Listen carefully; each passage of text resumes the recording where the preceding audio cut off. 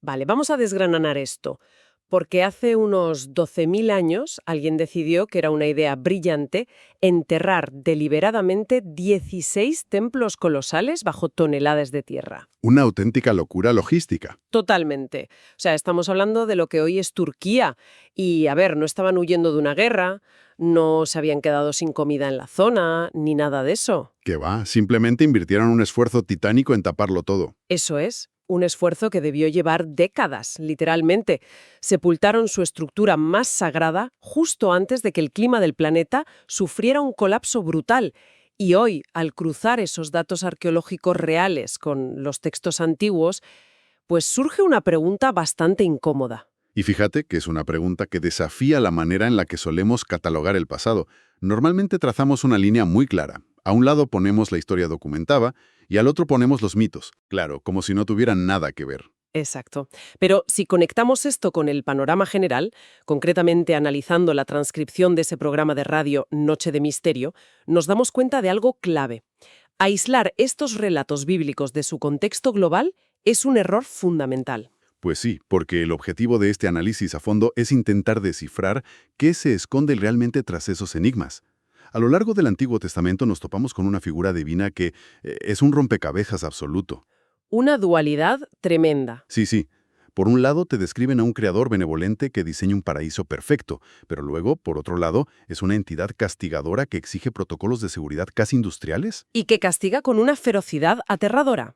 Las cosas como son. Madre mía, es que asusta. Entonces, queremos averiguar si nuestros antepasados estaban intentando documentar eventos geológicos reales o tecnologías incomprensibles para ellos usando el lenguaje tan limitado que tenían en esa época. A ver, la clave aquí no está en leer el texto de forma literal, sino en buscar los patrones.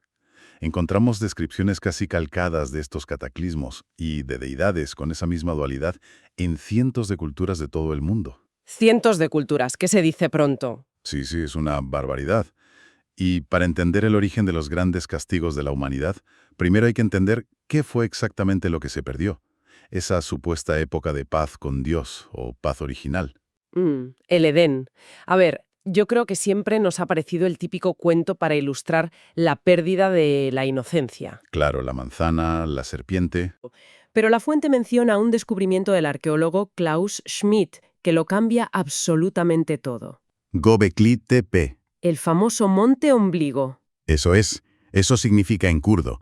Y los datos son una locura. Hablamos de un complejo monumental de hace 12.000 años. O sea, 12 milenios. Lo cual obliga a retrasar el reloj del inicio de la civilización muchísimo antes de lo que cualquier libro de texto admitiría. Es que rompe todos los esquemas, porque además la geografía y la paleobiología de esa zona en aquella época respaldan la idea de un Edén terrenal. Totalmente. Hace 12.000 años esa región del Oriente Medio no era el paisaje árido que conocemos ahora. ¿Qué va? Era un vergel absoluto. Un paraíso. Los registros muestran que por allí transitaban manadas inmensas, de 5 a 10.000 gacelas. ¡Qué barbaridad! O sea que la supervivencia no requería apenas esfuerzo. Ninguno. La caza consistía básicamente en acorralar a los animales sin mayor riesgo. Era la abundancia total. Vamos, yo lo veo literalmente como un resort con todo incluido, pero prehistórico.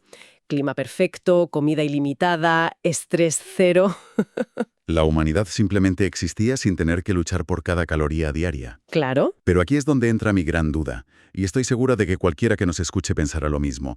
Göbekli Tepe no tiene restos de asentamientos. No hay casas, no hay cocinas. Cero señales de vida cotidiana. Es un complejo inmenso de pilares de piedra en forma de T, algunos con brazos humanos tallados pero sin rostro. Es un santuario puro y duro. Un templo monumental sin función habitacional. Y entonces volvemos al punto de inicio. Si la vida era tan increíblemente fácil y abundante, ¿por qué invertir años de trabajo masivo en enterrar este lugar bajo toneladas de tierra, en lugar de simplemente huir si venía un enemigo, por ejemplo? Eso es. O si la cosa se ponía fea, recoges tus cosas y te vas. ¿Por qué taparlo todo? ¿Fue para protegerlo de un cambio climático o porque esa paz divina se había roto por algún motivo? Pues esa es la gran incógnita. El acto de clausurar Göbekli Tepe Coincide cronológicamente con un punto de inflexión muy violento en la historia climática de la Tierra. Y narrativamente es el reflejo exacto de la expulsión del paraíso. Exactamente. Ya sea por un cambio climático abrupto que destrozó ese vergel, o porque esa paz se rompió por el comportamiento humano, la época de la abundancia terminó de golpe. Se cerró el chiringuito. Se cerró el santuario y comenzó la supervivencia pura y dura. Pero a ver, pasar de perder un paraíso terrenal a enfrentarse a un apocalipsis de agua a escala global es un salto enorme. Es el primer gran reinicio. Cuando se rompe la armonía, llega el castigo. El diluvio. Y claro, la historia nos ha acostumbrado a imaginar a Noé en un barquito de madera, con un par de jirafas y un par de elefantes asomando por la cubierta. Suena a fábula infantil, claro. Suena muchísimo a fábula, hasta que cruzas los datos con otras civilizaciones. Ahí es donde la cosa se pone seria. El relato de una inundación catastrófica enviada para purgar a la humanidad no es exclusivo de la Biblia. Para nada. Aparece documentado en más de 500 culturas separadas por océanos inmensos. 500 culturas. Los sumerios tienen a Ziusudra. En China está el mito de Nua. Y los maoríes tienen una versión donde describen, literalmente, que la Tierra se dio la vuelta y se hundió. Es que, desde el punto de vista estadístico, que 500 culturas desconectadas inventen el mismo mito exactamente igual es imposible. Totalmente imposible. Y la fuente aporta una base geológica que le da mucho soporte a esto. El evento del Dryas reciente. Hace unos 12.000 años, coincidiendo otra vez con el cierre de Göbekli Tepe. Fíjate qué casualidad. Hubo un derretimiento súbito de los casquetes polares y el nivel del mar subió de golpe unos 125 metros. 125 metros de agua engullendo costas, valles fértiles y cualquier civilización que hubiera por allí. Hasta ahí, la catástrofe natural cuadra perfectamente, pero claro, aquí es donde se pone realmente interesante.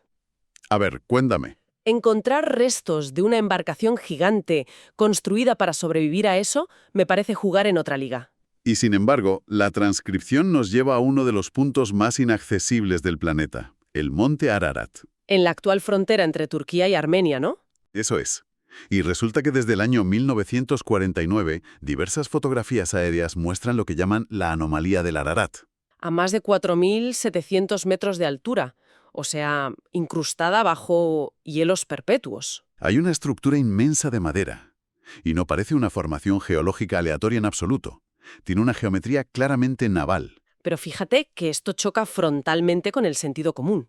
Encontrar madera a casi 5.000 metros de altura, por encima de la línea donde puede crecer cualquier tipo de árbol, ya es un dolor de cabeza para los geólogos. Claro, no tiene sentido que esté ahí de forma natural. Ninguno.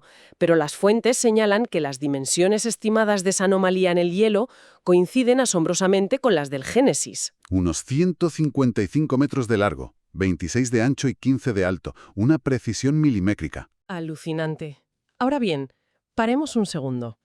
Por muy grande que sea esa caja de madera, aplicar la biología pura aquí desmonta el mito clásico por completo. Biológicamente, meter animales de dos en dos ahí es inviable. Absolutamente inviable. En un recinto de ese tamaño no metes a parejas de todas las especies del planeta, más la comida y el agua dulce para meses. Los gases tóxicos del estiércol los habrían asfixiado en un par de días. Seguro. Pero aquí la fuente introduce una de las hipótesis más audaces de la investigación alternativa, el concepto del arca congelada. El Late Frozen Ark. Eso es. La teoría postula que la única forma científicamente plausible de salvar la biodiversidad no es metiendo animales vivos, es recolectando y preservando su información genética. Un banco de ADN antiguo. O sea, la analogía es perfecta. La historia nos pide que veamos el arca no como un zoológico flotante, sino como un inmenso disco duro prehistórico. Un dispositivo para hacer una copia de seguridad del planeta. Un backup en toda regla. Antes de un formateo global por el deshielo, como la bóveda global de semillas que tenemos hoy en Svalbard. Tal cual. Pero claro, esto me genera un cortocircuito enorme en la cabeza. Si aceptamos esta premisa de banco de ADN, ¿implica esto que quien dictó las instrucciones a Noé poseía una tecnología científica brutal? Esa es precisamente la grieta que estos relatos abren en nuestra comprensión de la historia. A ver, nadie sugiere que un señor con túnica en la Edad de Bronce inventara la criogenia. Ya, sería absurdo. Un pastor no va a tener congeladores de nitrógeno líquido y tecnología de secuenciación genética. Lógicamente no. La hipótesis que plantean estas fuentes es que las instrucciones de ingeniería naval y biológica fueron dictadas por alguien más. a alguien como una cultura madre inmensamente avanzada que estaba a punto de desaparecer. O algún tipo de intervención externa, llámalo X. El relato bíblico lo atribuye a la deidad, pero el nivel de conocimiento técnico descrito no concuerda en absoluto con la Edad de Bronce. Desde luego que no. Pero bueno, las aguas retroceden, ese supuesto backup funciona, la humanidad sobrevive y se expande de nuevo. Y el defecto fundamental humano vuelve a aflorar, como siempre. La soberbia. Parece que no aprendimos nada porque el orgullo provoca la siguiente gran fractura. Llegamos a la Torre de Babel. La humanidad recupera músculo demográfico y decide que ya es hora de alcanzar el cielo por sus propios medios. Y la fuente vincula este episodio bíblico con la arqueología real de Sumeria, concretamente con el Zigurat de Ur. El Etemenigurú. Exacto, que significa, atención al nombre, casa de cimiento revestida de terror. Menudo nombrecito para un proyecto de obras públicas, ¿eh? Telita. Y no es para menos porque hablamos de dimensiones colosales. 85 millones de ladrillos esmaltados y más de 90 metros de altura. Se decía que se tardaba un año entero en subir a la cima. Una barbaridad de estructura. Pero a ver, lo que siempre me ha parecido un recurso un poco perezoso en estos textos es el castigo divino literal. O sea, Dios se enfada, chasquea los dedos y de repente magia instantánea. Una confusión de lenguas automática. Eso es. El arquitecto habla sumerio, el peón arameo y nadie se entiende.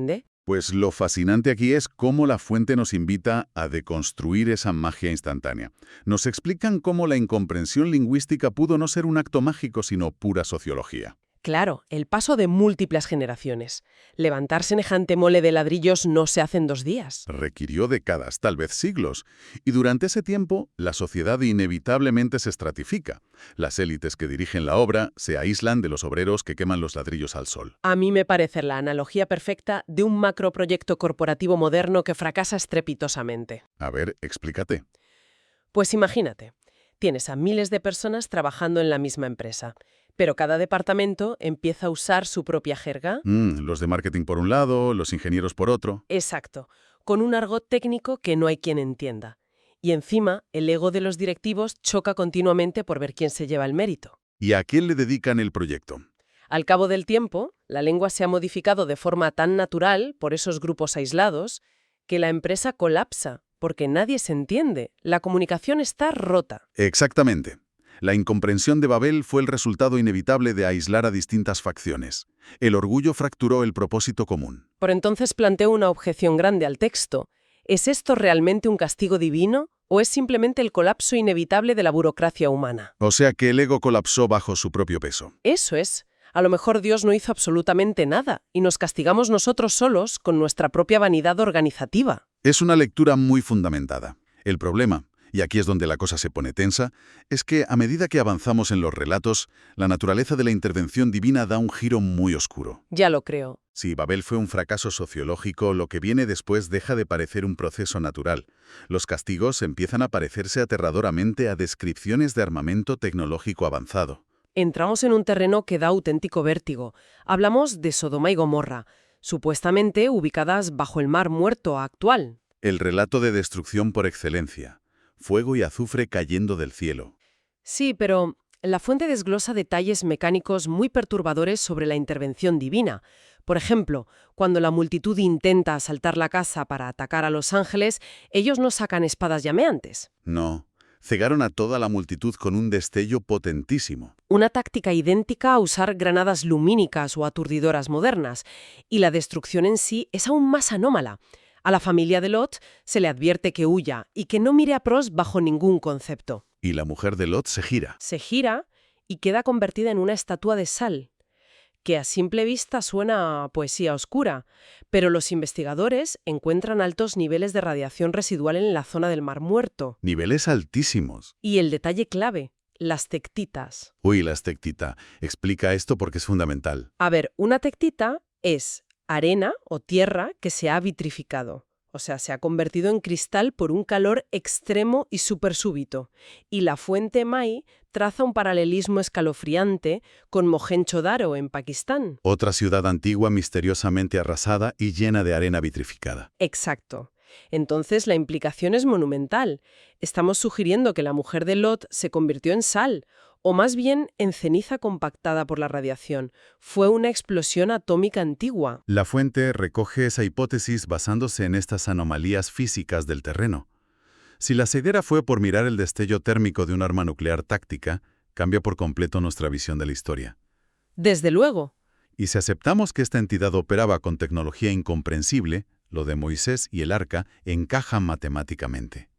Uf, Moisés, que recordemos que fue criado con la élite faraónica. Tenía acceso a todo el conocimiento técnico y alquímico de Egipto. Y cuando baja del Sinaí, tras días de luces y relámpagos, su rostro irradia luz y trae los planos para construir el Arca de la Alianza, que más que planos simbólicos son especificaciones de ingeniería estrictas. Estrictas y peligrosas. Porque, a ver, el diseño pedía una caja de madera de acacia forrada en oro macizo por dentro y por fuera.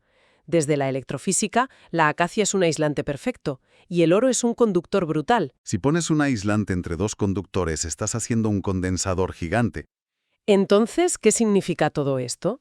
Porque, para hablar con Dios, supuestamente se encendía una esfera de luz entre los querubines de oro de la tapa. Un arco voltaico, sin duda.